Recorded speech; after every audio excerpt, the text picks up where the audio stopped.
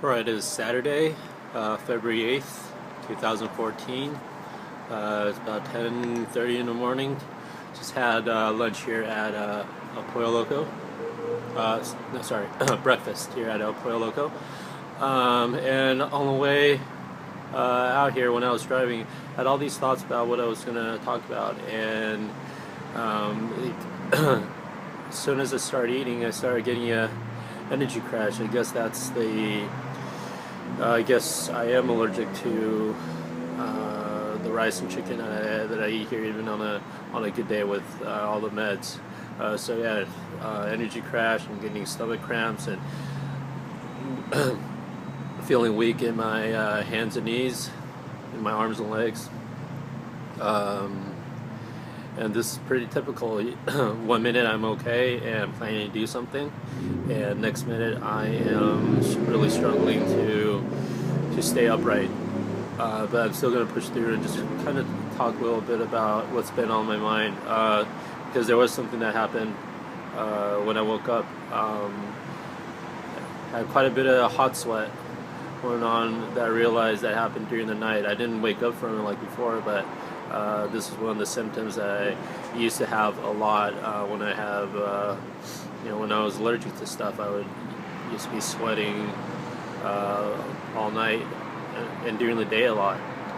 Sweating so much that a lot of times it would rot off my skin. Just the sweat just can't come through the skin. It wasn't as bad today, but it's reminiscent of that. And what's unique about these kind of sweating at night is there's a weird mulky smell that comes out with it. So I can definitely smell that and knew that it happened. And also the irritation in the softer areas of my skin, like behind the legs and between the elbows and under the armpits. Areas like that, they get really irritated, and I was having a lot of trouble with my eyes and nose. A lot of gunk and build up in there. So it's probably because I've been eating out quite a bit, but just felt like I should load up on food and binge a little bit before I taper off on cyclosporin. Starting Monday, I'm going to every other day will be 125, and then every other day will be 100. So alternating 125, 100, 125, 100. Whereas right now I'm doing 125, 125, 100, 125, 125, 100. So I'm sure I'm gonna have to cut back on food and go back to more Elacare. So that's why I've been loading up on food. So the other thing about loading up on food is I had Vietnamese noodles, the rice noodles, twice this week, and it was awesome. It was great. But I think the MSG in there is really messes with your head. Started having dreams and some pretty disturbing dreams with that, and I rarely ever dream. So I know that kind of stuff messes with your mind and your chemical balance. But I want to talk about how weird those dreams were. It was a couple that were kind of disturbing. I don't really want to go into it because it's not very nice to think about. But it wasn't a nightmare. It was a disturbing dream. So nightmares, you usually wake up and sweat, and your body usually jerks yourself out of that horrifying situation sooner or later. Something happens and you jerk out. But no, like I fall through it. I felt like I was trapped in an uncomfortable environment by some dark energy, and that might sound weird to talk about, but most of my life when I was growing up, when I was really sick, there would always be dark evil energy around me. I was always feel like I was getting attacked or choked or just pulling pulling away my life source, and I didn't really have much. I would always see things, and when we passed by cemeteries, even when I'm sleeping, so I didn't know we were passing by a cemetery, I would immediately start choking and have asthma and get sick.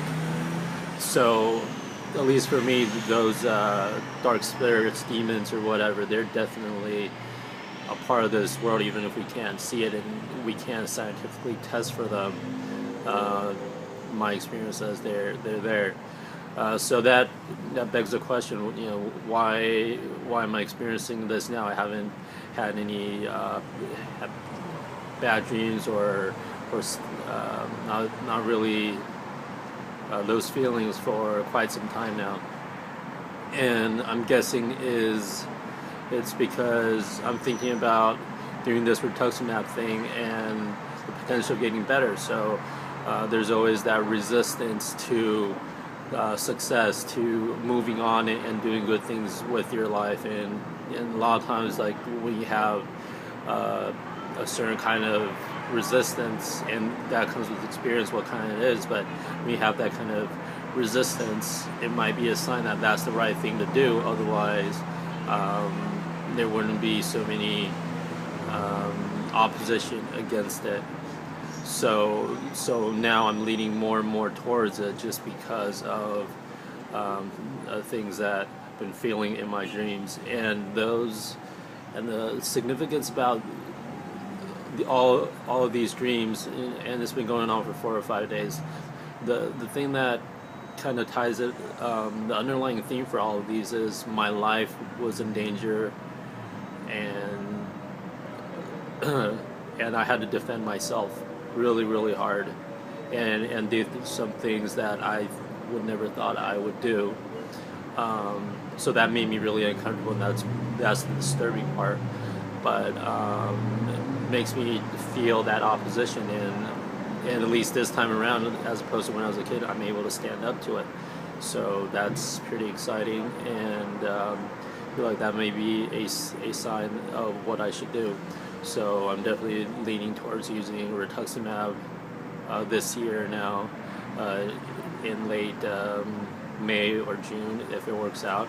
And I told my sister, and she finally understood it after we were talking about an hour, about this could be a potential cure, as in, like, I'll be normal and start a new life and learn to be a normal human being for the first time.